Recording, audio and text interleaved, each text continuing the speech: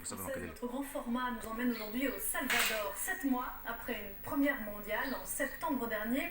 Ce petit pays d'Amérique centrale a adopté le Bitcoin comme monnaie officielle au même titre que le dollar. Une expérience jugée avant-gardiste par certains, trop risquée par d'autres. Nos correspondants dans la région, Laurence Cuvillier et Mathieu Commun, font le bilan en images.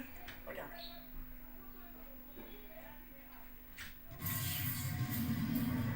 C'est une version pour le moins revisitée d'une conférence de presse présidentielle. Nayib Bukele, à la tête du Salvador depuis 2019, ne se refuse aucun artifice pour promouvoir son cheval de bataille, le Bitcoin, la première des crypto-monnaies fondée en 2009. Quand Alexandre le Grand était en train de conquérir le monde, il fondait partout des Alexandries. Alors je me suis dit, si on veut que le Bitcoin conquiert le monde, on devrait construire des Alexandries. Et pourquoi pas construire la première ici, au Salvador? Le Bitcoin, monnaie officielle du Salvador depuis septembre dernier, au même titre que le dollar. C'est ici que l'histoire a commencé il y a 2 ans, El Zonte, un tout petit village, le premier à avoir surfé sur la crypto-monnaie, quand Jorge a créé l'application Bitcoin Beach avec ses associés. Là, je n'ai pas de monnaie sur moi, alors pour la payer, j'utilise son code QR que je scanne. Son nom apparaît, j'indique la quantité et voilà. Je viens de lui envoyer $180 en Bitcoin. Hot dog, soda ou recherche téléphonique, ici, tout peut être payé par ce biais. Ça vaut le coup pour mettre un peu d'argent de côté. L'argent qu'on reçoit en Bitcoin, on n'y touche pas, on le laisse fructifier. Maintenant, on a enfin une possibilité d'épargne dans le village. Les gens se créent un petit pécule et n'ont pas besoin d'aller à la banque ou de faire la queue. Et si vous pensiez encore que les crypto-monnaies étaient l'apanage des nouvelles générations, j'ai été la première à accepter le Bitcoin. chez Mama Rosa, on cuisine encore au feu de bois, mais on paye sa note en argent numérique. En vérité, au début, personne ne savait ce que c'était. Mais on nous a expliqué que c'était une monnaie virtuelle. J'ai acheté 2 vaches. Ça n'aurait pas été possible sans le Bitcoin. Mais dès qu'on sort d'El Zonte, le Bitcoin est plutôt tombé à plat. Car Nayib Bukele, c'est une main de fer sous un look de hipster. Et le secteur privé déplore que la petite révolution monétaire ait été lancée sans aucune consultation et à marche forcée. Les 3 mois qui ont séparé l'annonce de la mise en pratique ont été complètement chaotiques. Le gouvernement ne nous disait rien et par-dessus le marché, nous menaçait en nous disant que tous les commerçants devaient être prêts à utiliser le Bitcoin. Cela voulait dire développer les logiciels, investir et former les gens. Décision expéditive, système mal sécurisé. Des milliers de cas de fraude par l'application Chivo Wallet lancée par le gouvernement. Malgré les $30 en crédit Bitcoin offerts à tous les Salvadoriens, le soufflet est vite retombé. En mars, 86% des entreprises affirmaient n'avoir encore jamais fait de transactions en crypto-monnaie. À San Miguel, la deuxième ville du pays, c'est la monnaie papier qui règne encore. Quand le gouvernement a donné les $30, j'ai téléchargé l'application.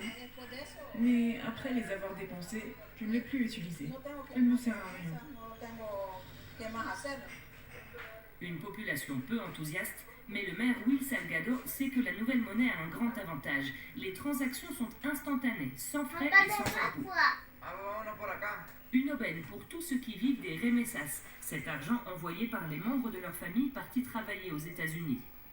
Les remessas sont indispensables à la santé du commerce ici. C'est comme l'essence de notre moteur. Alors, qui avez-vous envoyé là-haut pour qu'on vous renvoie de l'argent? Et toi? Vous voyez? Impossible de trouver quelqu'un qui n'est pas de la famille aux États-Unis. Laura reçoit des remessas de son frère en Bitcoin par le biais de l'application. Elle peut ensuite les convertir en dollars dans des centres agréés. Avant, on devait payer des frais d'envoi. Mais avec cette application, c'est complètement gratuit. Si les habitants ne plébiscitent pas encore l'expérience, pour des centaines d'adeptes du Bitcoin, le pays est devenu la terre promise d'une nouvelle ère. Ici, c'est la monnaie officielle. En Australie, on perd beaucoup d'argent en taxes quand on convertit nos bitcoins. Le bitcoin, c'est l'avenir. Les monnaies traditionnelles, le dollar, la livre, leur valeur va s'effondrer. Attirer les touristes et les investisseurs occidentaux, alors que des dizaines de milliers de Salvadoriens fuient chaque année la pauvreté et la violence en sens inverse, c'est le paradoxe d'un pays qui cherche une nouvelle voie de développement.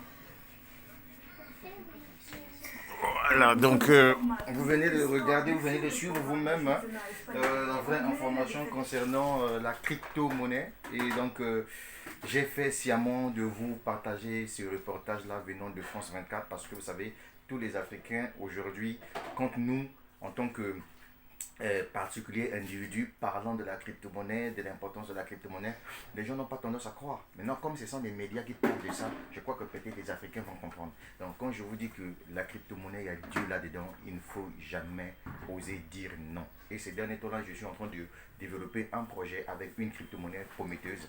Et ce projet s'appelle Shinsu Exchange Memcoin. J'ai laissé le lien en dessous de la vidéo pour tous ceux qui veulent acheter cette crypto-monnaie. Le Bitcoin aujourd'hui, je vous assure, et je le dirai toujours, le Bitcoin aujourd'hui, tous les pays qui vont utiliser le Bitcoin vont s'échapper de la prison du FMI avec ces dettes bidons-là. C'est ce que le président salvadorien a fait. Bukele. Aujourd'hui, son pays est devenu l'Eldorado. Tout le monde veut maintenant aller investir dans ce pays-là. Et pourtant, quand il avait commencé son projet, qu'est-ce que les experts, soi-disant, entre guillemets, les grands économistes disaient? Que non, ça ne sera pas bon, ça sera un échec. Mais aujourd'hui, quand vous voyez France 24 commence à s'intéresser dans cette affaire-là, c'est qu'il y a Dieu là-dedans. Le leader depuis la République du Congo, je suis avec vous. N'oubliez pas de vous lancer dans Shinsu Exchange Memcoin. Achetez votre crypto-monnaie. J'en ai déjà 1 milliard de pièces que j'ai déjà achetées parce que cette crypto-monnaie va faire du boom. Mais ça va aller.